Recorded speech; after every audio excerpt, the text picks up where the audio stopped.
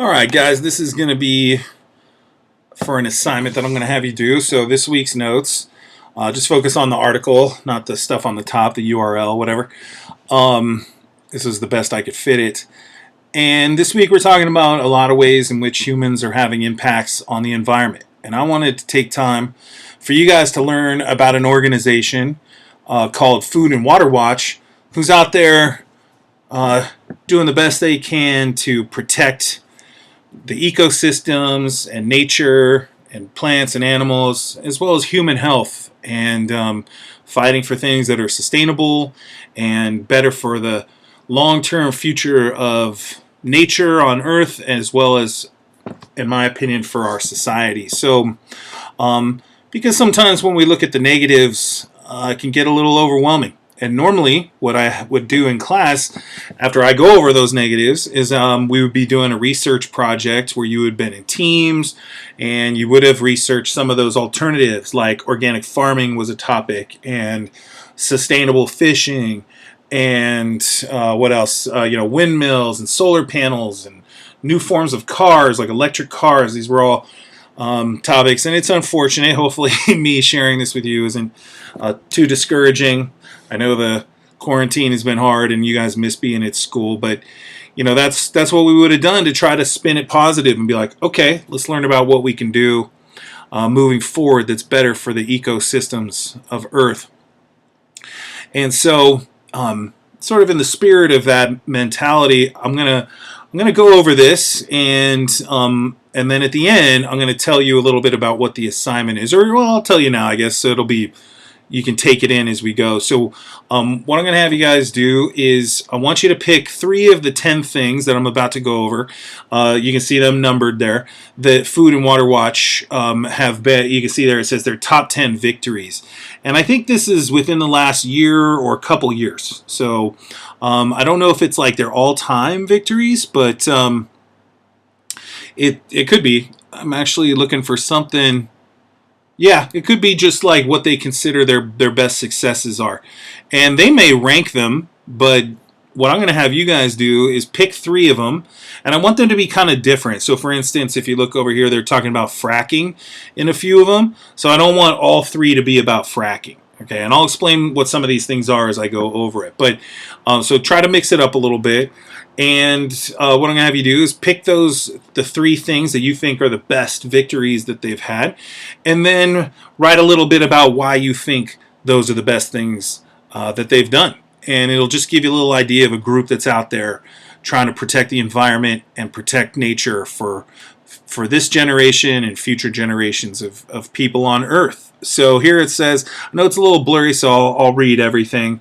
It says, thanks to you and our more than 1 million supporters, we can win when we stand together and demand what we need. Healthy food to eat, safe water to drink, and a clean, renewable energy system to power our lives and protect the planet.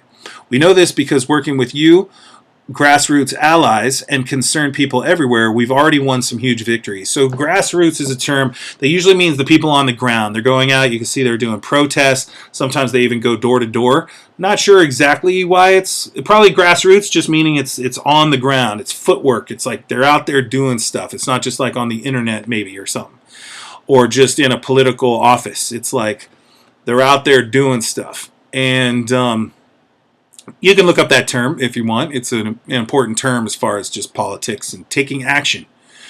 So let's go over some of the things they did. And while I go over this, think about the 3 you're going to pick. And again, try to make them kind of different. Try to mix them up. If all 3 of them are basically on the same topic, I'm going to feel like you chose sort of an easy option, and maybe it won't get as many points.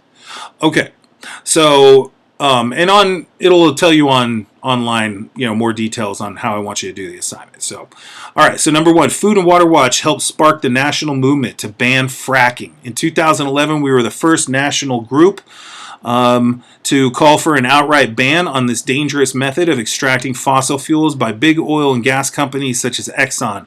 More than 600 resolutions against fracking have been passed around the country. So now you got to know what fracking is. So fracking is basically, it's kind of a term for fracturing.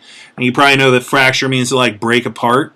So this is a way of extracting natural gas that's seen as problematic, and they basically put like explosives and stuff and run these things underground, and it cracks or fractures the earth and releases a certain amount of natural gas that can be used for energy, but it causes a lot of problems. It destabilizes the earth. It's being built around people's homes that are trying to fight for their rights to not have fracking there, and people are struggling to deal with it and have gone to groups like Food and Water Watch for help.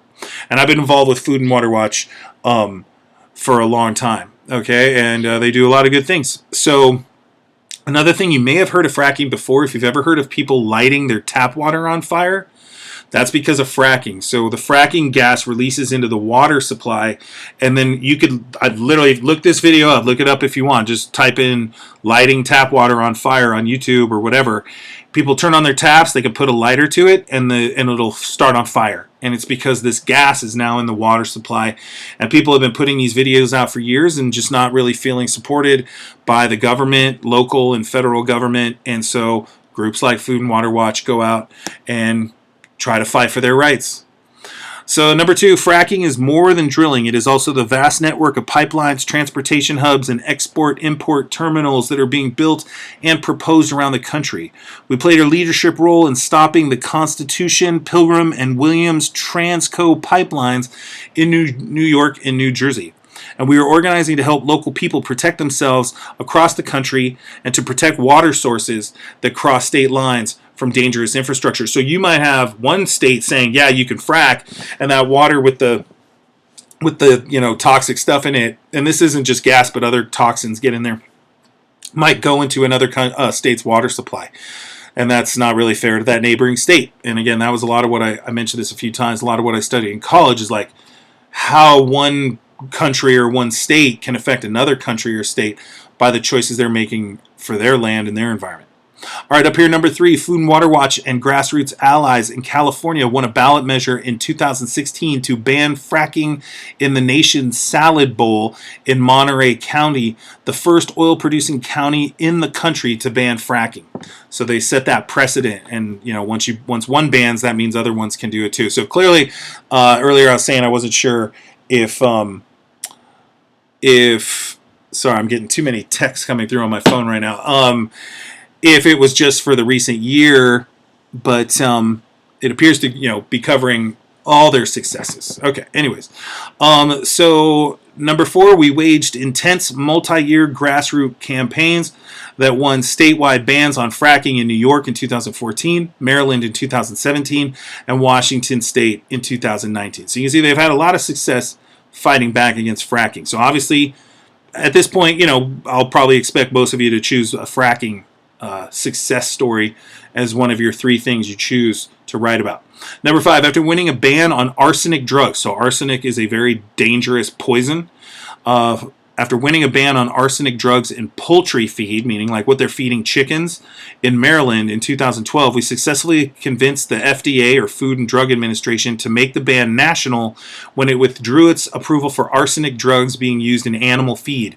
So they were feeding animals that were treated with arsenic. It was probably to kill bugs that were within the food that the animals were eating, but now the arsenic is going into the chickens and other animals that we eventually eat, and that's why they fought to get rid of it. Number 6, we took on Monsanto and big agriculture and won GMO, genetically modified organism labeling laws in Connecticut, Maine, and Vermont. And we continue to be a leader in the fight for people's rights to know what's in their food, despite efforts in Congress to keep you in the dark about what you are eating and feeding your family. So we talked about this in the genetics unit. We talked about it when we did the Endangered Species Project. We've talked about Monsanto and some of these companies. They're genetically modifying foods, and people want to know that they're eating these foods, but there aren't laws in almost any states that say that we have to be told what we're eating. A few years ago, there was a vote in California to just tell us, consumers and customers what we're eating and put the label on there. And these big food companies put out a lot of ads saying it was going to be bad, and all it was going to do is just be a label on the food that we're eating. And unfortunately, people in California voted to not just have that labeling, so we know what we're eating. And the ads they put out, I told you guys earlier in the year, were basically saying it was going to drive the cost of food up. But you guys I've totally talked about this before when we studied this topic. you guys have seen cereal boxes and other things, and they're covered with words and writing. So it wasn't going to cost them any money to add the labeling. That was going to cost them nothing to add a little label to the food. They were worried they were going to lose money because people wouldn't want to buy their food anymore, because they would actually be informed customers knowing what they're buying, and they're worried people are going to reject this food, and that's why they were trying to convince people that the food prices would go up.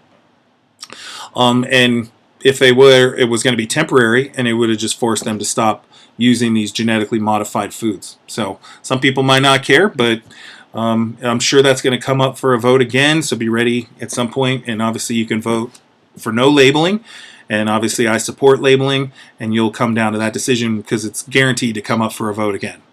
Number 6, we took on Monsanto. Actually, I'm going to stop right there because I forgot to set a timer, so I don't know how long this video is, and I feel like I've been talking for